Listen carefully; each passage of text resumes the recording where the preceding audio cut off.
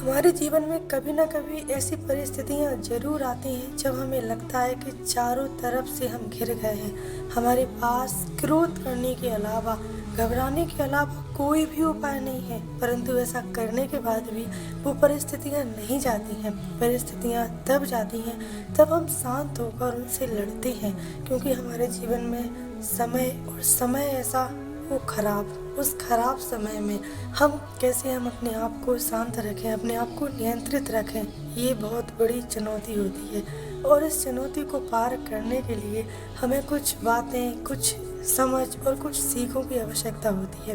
अब आप इस वीडियो को पूरे ध्यान से देखें और मेरे हर एक शब्द को बहुत ही ध्यान से सुनें, क्योंकि हर एक शब्द आपके जीवन की हर एक परिस्थिति पर ही है।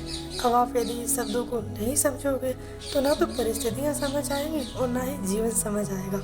इसलिए वीडियो को अंत तक ज़रूर देखो और मेरी बातों को ध्यान से सुनो।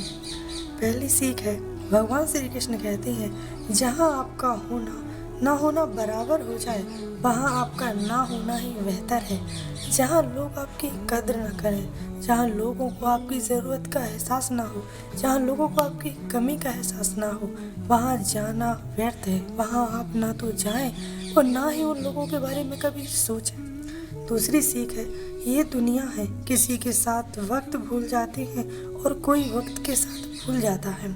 ये सच्चाई है। कुछ लोग हैं जिनके साथ बैठने से, बात करने से हमें वक्त का पता नहीं चलता, लेकिन कुछ लोग हैं जो हमें वक्त के साथ ही भूल जाते हैं। तीसरी सीख है, दूसरों की बातें सुनकर अपने रिश्ते खराब मत कीजिए, क्योंकि रिश्ते आपके होते हैं, दूसरों के नहीं। इस दुनिया में जितने भी हमारे नाते, संबंध, रिश्ते हैं, उस स्थिति में खराब होते हैं जब हम अपनी बात ना कह के, अपनी बात ना सुन के दूसरे की बात सुनते हैं, दूसरे की कही बात को आंख बंद करके मान लेते हैं। उस समय हमारे रिश्ते खराब हो जाते हैं और हम अकेले पड़ जाते हैं। चौथी सीख है, हमारा अस्तित्व तो हमारे कर्म से ही है, किसी के नजरिए से नहीं। हमारा अस्तित्व हमारे कर्म से है। यदि हम कर्म अच्छे करेंगे तो हमारा अस्तित्व सदैव बना रहेगा। यदि हम कर्म अच्छे नहीं करेंगे तो हमारा नजरिया कुछ भी नहीं कर सकता।